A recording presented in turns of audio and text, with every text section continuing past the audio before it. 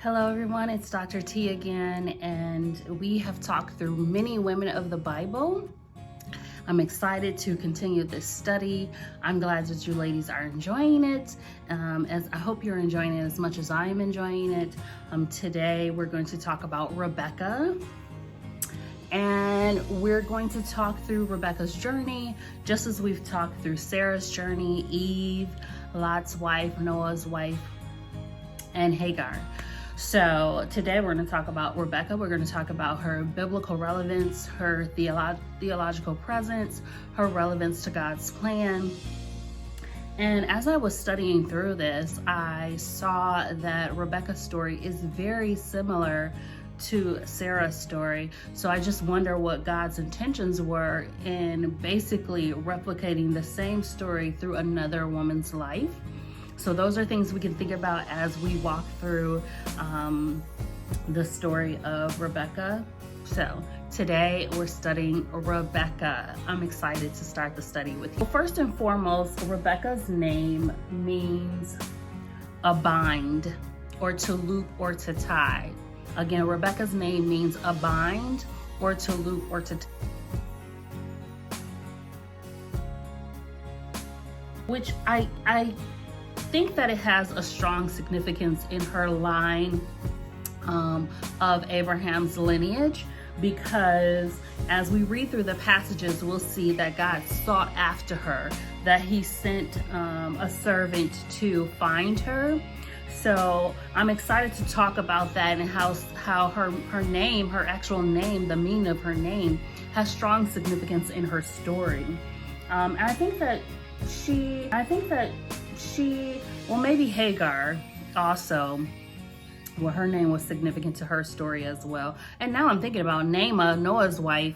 Her name definitely has significance in her story. So maybe we could do a study of how the names actually tie into the women's position in their story. That would be a great study as well. But today we're just going to talk about her story in general, and I'm excited to talk more about how her name is relevant to her journey. So again, her name is Rebekah, and it means bind, tie, or loop.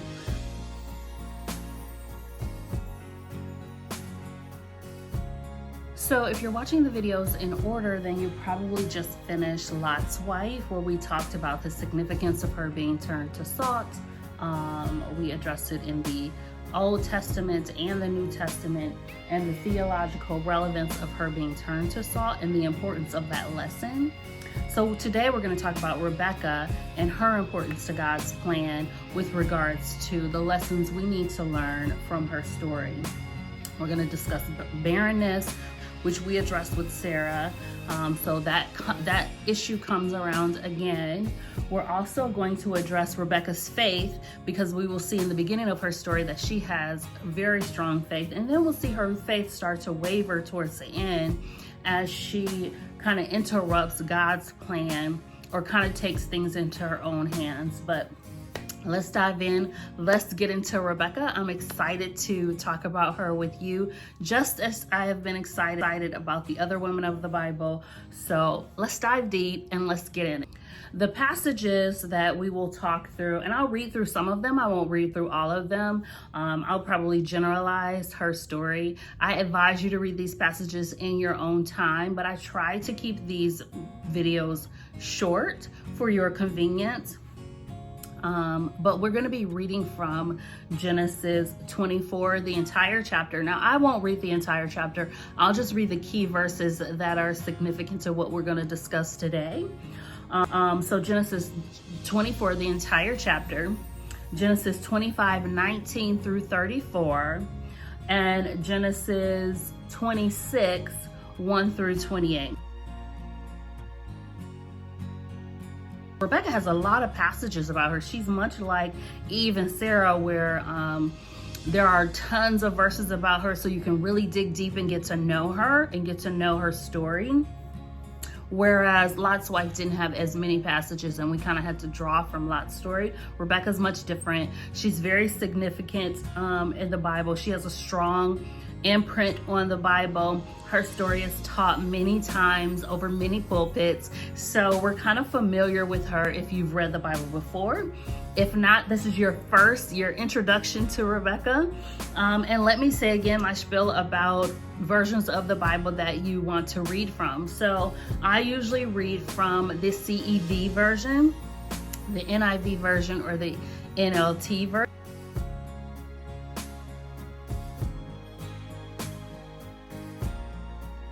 Please use whatever version of the Bible that you want that's most convenient for you.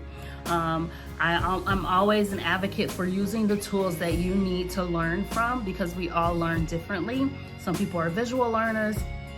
My son actually has a great photographic memory. If you show him something once, he usually can retain it. I am not that way. I usually have to go over things multiple times to retain it. I don't know if it's my age and it's his youth, I'm not sure. But please use the tools that works best for you to retain this information, to study through this information. And I want you to get the most out of the experience. So please use whatever version of the Bible you want to use. My husband actually uses the ESV version of the Bible. So those are multiple versions that you can use. I suggest the NIV or the NLT, sorry. It's a lot of letters. The NIV or the NLT if you're gonna study through the Bible and it's your first time studying through. I do not really suggest studying through the King James Version if it's your first look at the Bible, only because it's a complicated text to read. There is a lot of language that you will have to keep stopping to kind of look up things to know the meaning. Not that I am opposed to the King James Version. It's the Bible that I first learned, the Bible that I grew up on. So if you want to use the King James Bible, by all means do so. I just feel like some of the other translations are easier to read through. So that's my spiel on which Bible translation to use. But there are many of them. If you have a smart device, you can scroll and see that there's so many versions of the Bible. If you're going to pick up a commentary, I don't have my commentary down here. I suggest the New Illustrated commentary by Earl Rodmacher. It's probably one of the best commentaries I've ever had. There are some really thorough ones that talk through the theological relevance of the story. It talks through the historical references. It talks about the cultural times. Those are all fantastic. But if you just want to know the lessons that are to be learned in the message, the New Illustrated commentary by Earl Rodmacher is fantastic. So we've gotten through that. We've gotten through the meaning of her name. We've gotten through the text, what text we're going to read from, what passages we're going to read from, and what resources we're going to use. So let's start reading.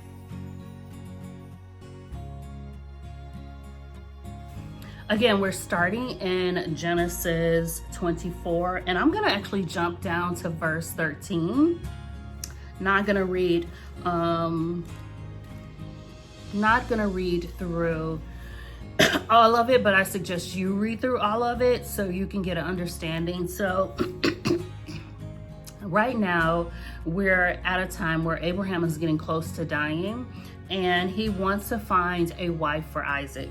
So he's kind of having a conversation with one of his servants to go find Isaac a wife.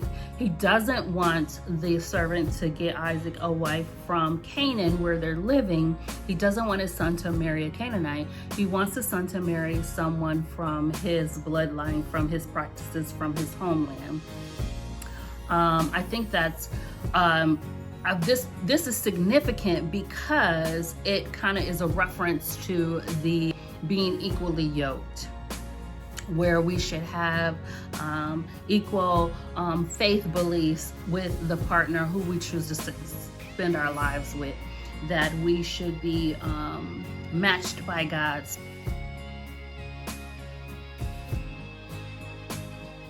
So this is what Abraham is trying to do for Isaac. So we're in Genesis 24, verse 13. Behold, I stand here by the well of water, and the daughters of the men of the city come out to draw water. So the servant has gone back to Abraham's homeland to find Isaac a wife. Now, one of the commentaries said that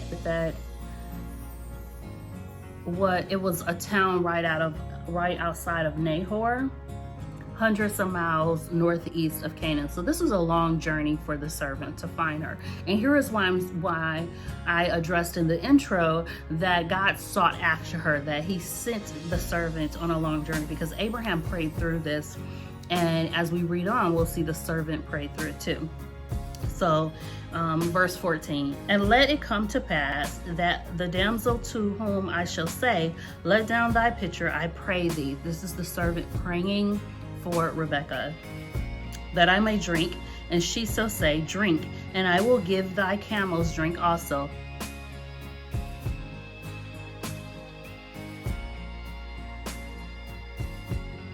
And I'll ask one of them for a drink. If she gives me a drink and then offers to get some water for my camels, I'll know she is the one you have chosen and that you have kept your promise to my master. So he's praying to the Lord to find the wife of Isaac, which would be Rebekah. So this is God seeking after. As we all know, prayers start in heaven, and then God speaks to our spirit to pray a certain prayer, and so the servant is praying here. Now, there are people that believe that prayers don't start in heaven. That's a whole theological discussion that we can have at another time of where prayers start.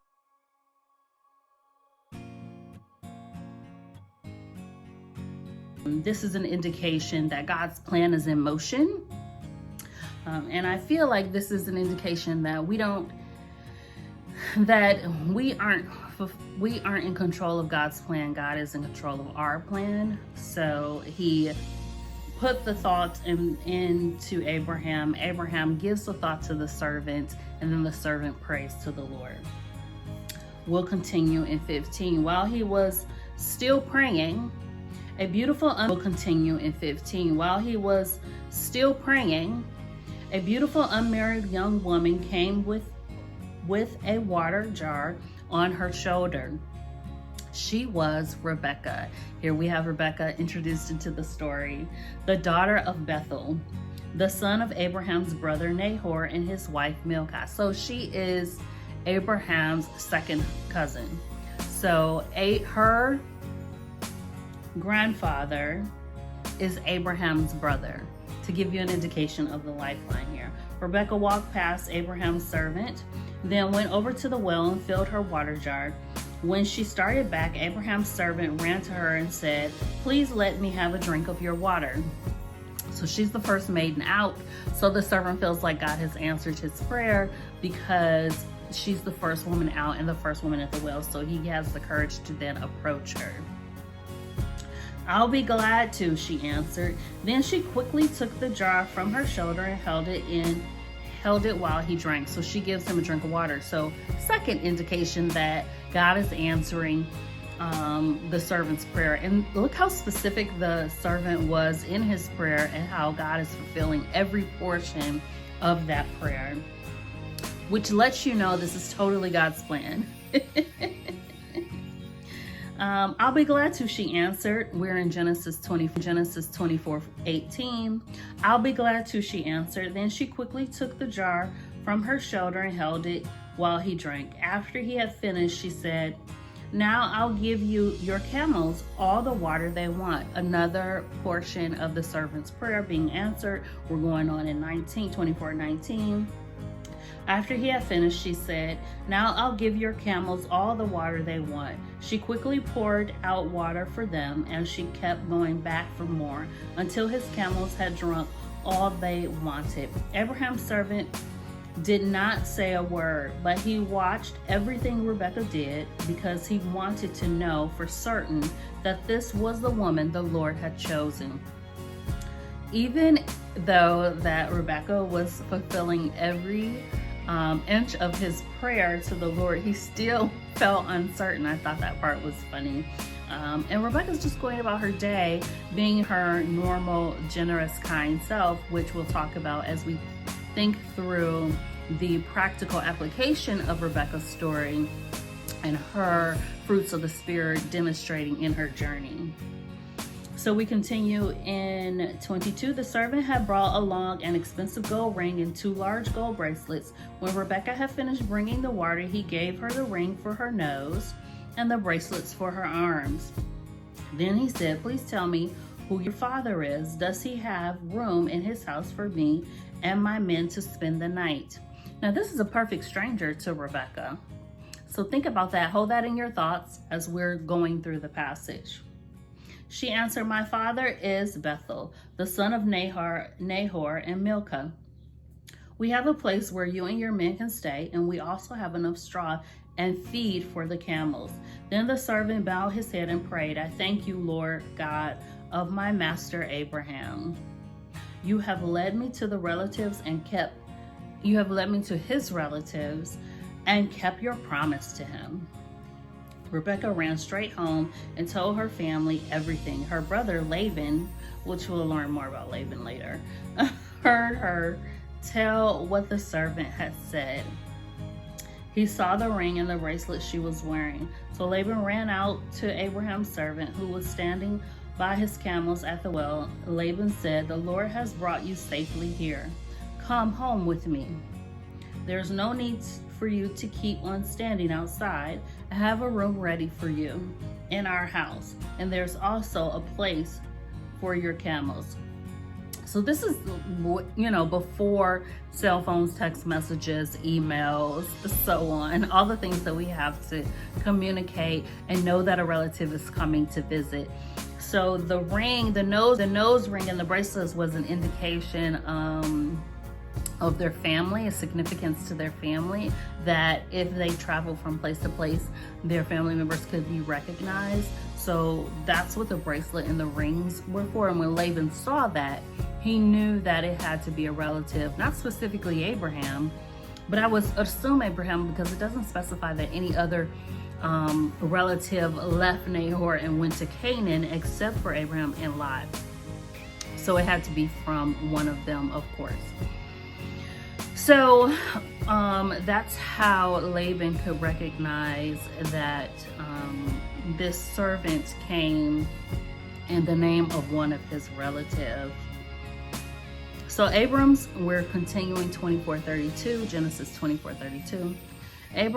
Abraham's servant went home with Laban, where Laban's servants unloaded his cave, them straw and fed. Then they brought water into the house so Abraham's servant and his men could wash their feet. After that, they brought in food, but the servant said, "Before I eat, I must tell you why I have come."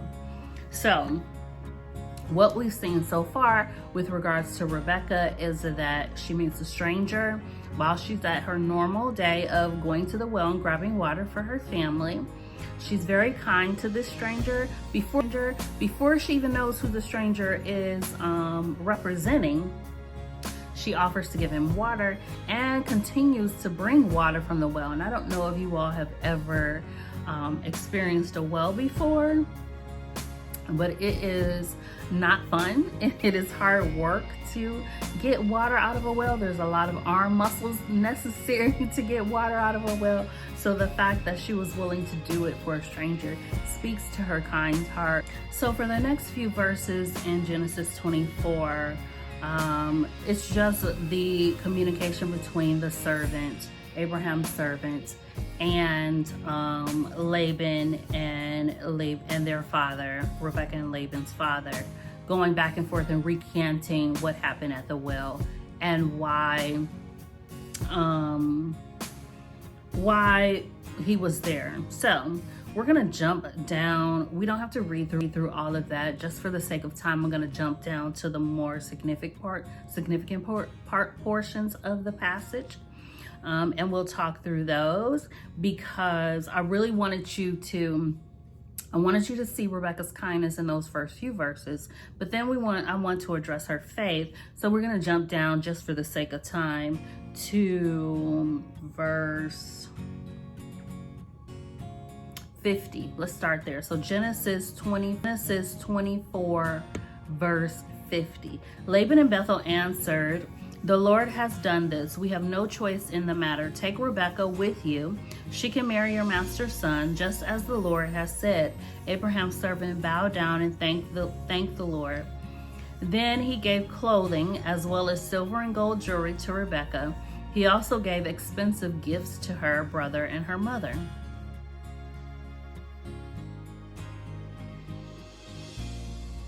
Abraham's servant and the men with him ate, drank, and spent the night there.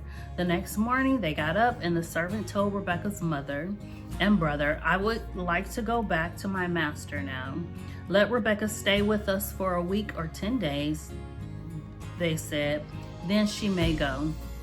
But he said, "Don't make me stay any longer. The Lord has already helped me find a wife for my master's son. Now let us return." They answered, "Let's ask Rebekah what she wants to do." They called her and asked, "Are you willing to leave with this man right now?" She answers, "Yes." So I want you to keep that in your mind as we talk through the practical application of this story. Rebekah's journey, that she said yes to a stranger. She's never met this person before. So they agreed, and Rebekah left and let Rebekah and an old family servant woman leave immediately with Abraham's servant and his men. They gave Rebekah their blessing and said, "We pray that God will give you many children and grandchildren, and that he will help them defeat their enemies." Afterwards, Rebekah and the young woman, which was a servant they sent with her, were to travel and with her prepared to leave. Then they got on camels and left with Abraham's servant and his men. So I just want to stop there. I think there's so many things that we can draw from this passage as we practically think through the application of Rebekah's journey. One, that she is very kind to a servant that she's never met, which is really cool. Kindness is rare today. We do not express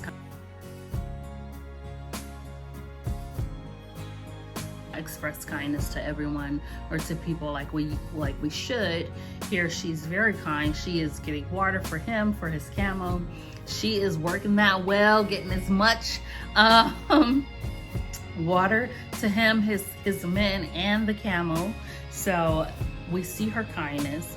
Then we see her faith, because she listens to the story of the servant and she just says, "Hey, yeah, I want to go with him. I want to go with him and meet my..."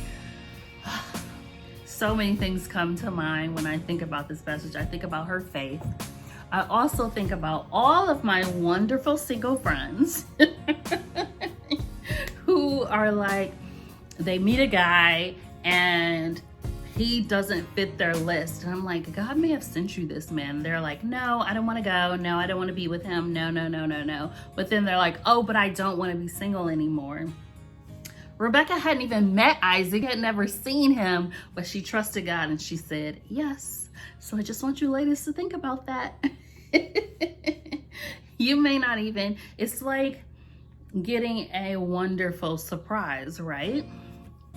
But she had enough faith to trust God during this time that she was going to meet her husband with this stranger that she never, I mean, he could have been taking her anywhere. He could have made that story up.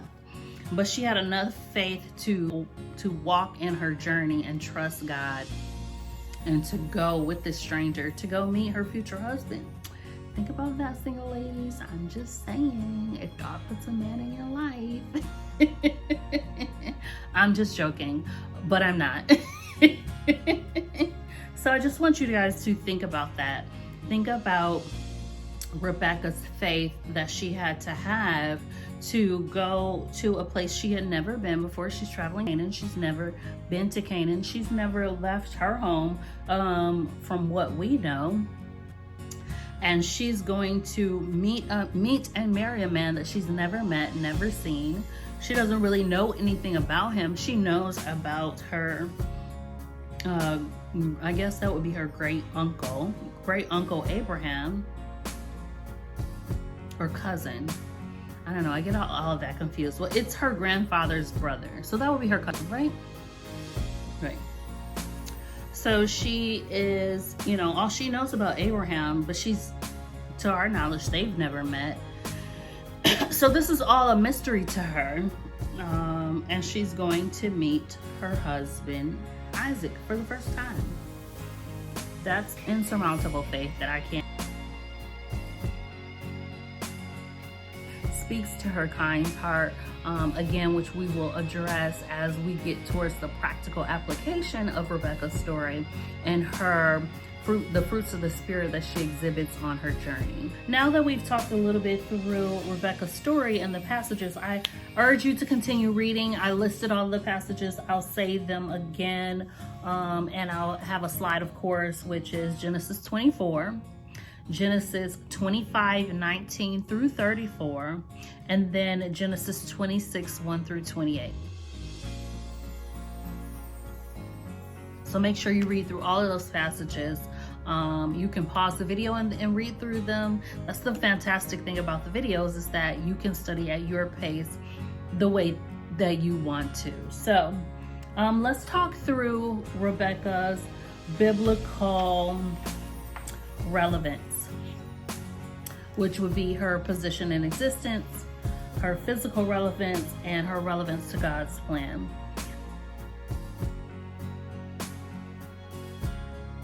He talked about her being a fantastic daughter. She was very faithful to the Lord, in following the customs of the time, the cultural expectations on her. She went to another land to marry a man that she never met before, and honoring her bloodline. That would be normal behavior to respect Abraham and Nahor, to honor her, the legacy of their family. So she was a fantastic daughter. She was also a great wife. When we think about, there is no indication that she had any conflict with Isaac. She came to marry him, not even knowing him, never meeting him or seeing him. So those are all indications that she had the ability to be a great wife. Also, she was trying to conceive for 20 years. So there's an indication that she was a great wife. So her position in existence was, she did really well as a daughter and as a wife. But as a mother is when she became more challenged. Like I said, she had the same struggles as Sarah with intervening in God's plan and trying to make the plan happen through her own human means. But there we have Rebekah as a daughter, wife, and mother. She was also barren, which leads us kind of into her theological journey, which we'll get to. But she was barren for 20 years. So I imagine that there was great sadness associated with that, but it still doesn't communicate to us that during that time that she was a bad wife. Her relevance to God's plan, again, is where her theological will lead us right into her theological presence in the.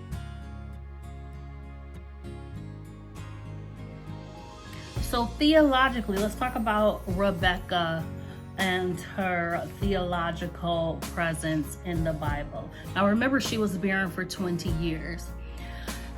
So in my studies, in my reading, I found that barrenness is a way for God to initiate relationship with us, and also to communicate to us that He is always the author and finisher of life and death.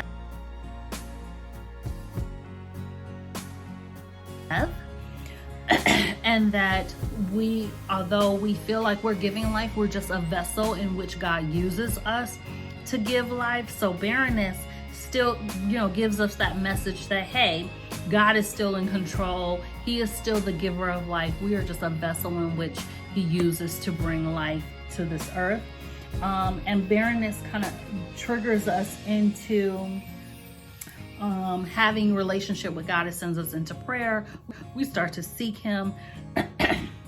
And one of the things that Earl Rodmacher talks about is that it requires God intervention for the birth to happen. So we become more lenient on God when we can't do things in our own strength. So that is like the whole purpose of barrenness. And it confirms that God is still the author of life and death, which I said.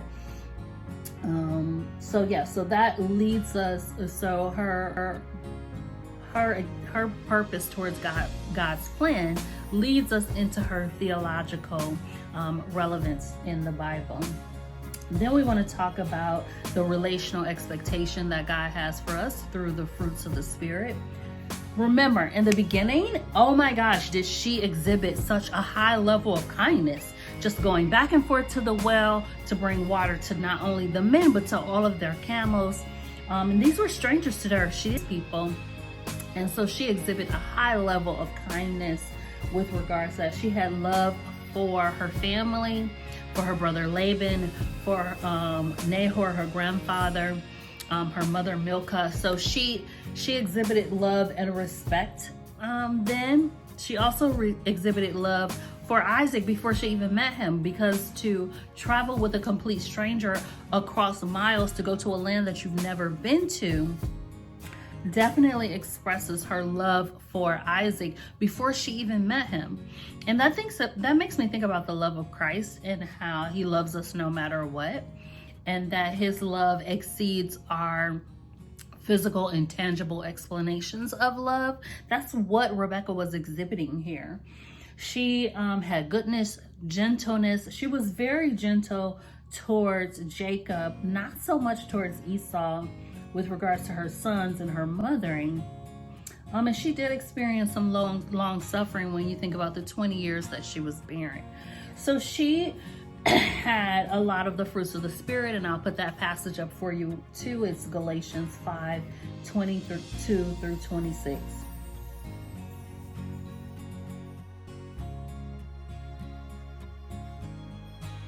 Those are Rebekah's theological importance in the Bible. What messages that are pertinent to how we practice our journey in life. So that leads us to our practical application.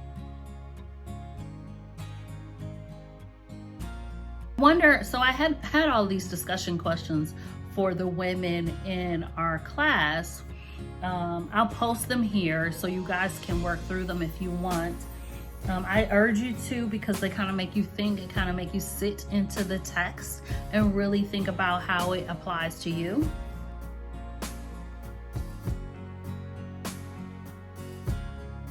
So thinking about Rebekah practically, we can consider some of those discussion questions, like what are our thoughts about her as a person?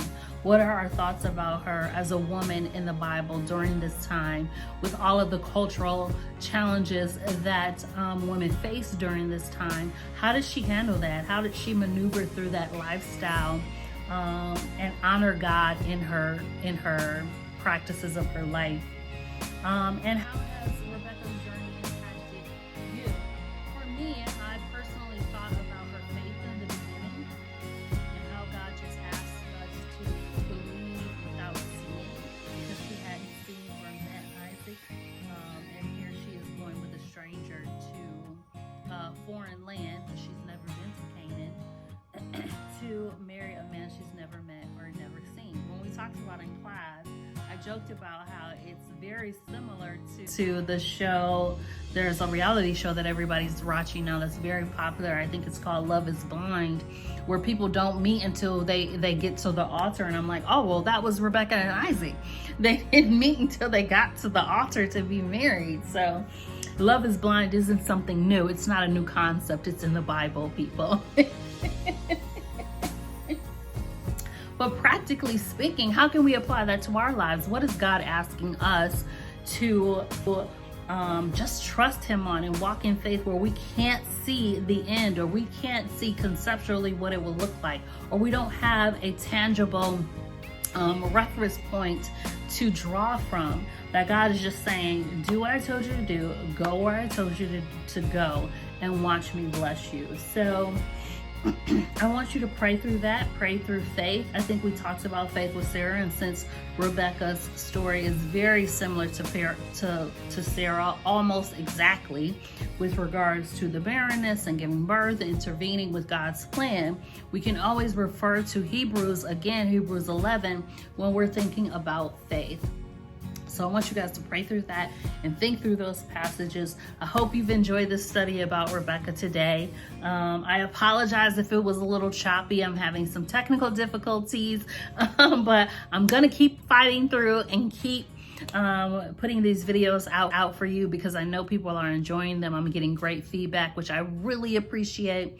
I love to hear how these stories are impacting you. How maybe you just didn't see them the way that we're working through them now. So I really appreciate the feedback. Please, please, please subscribe to the channel or email at theologyofwomen@gmail.com so I can hear from you. Please, I've gotten great emails. Many of these stories have touched lots of women, so continue to reach out. So thank you for tuning in today. I really appreciate it. Our next woman of the Bible will be Rachel, which is a relative of Rebekah. Rachel is Jacob's wife. And you can't talk about Rachel without talking about Leah, so maybe we'll combine those and talk about those two together. Or maybe I'll do them separately like I did Sarah and Hagar. Who knows? I won't know until I really start digging deep and seeing how rich their stories are.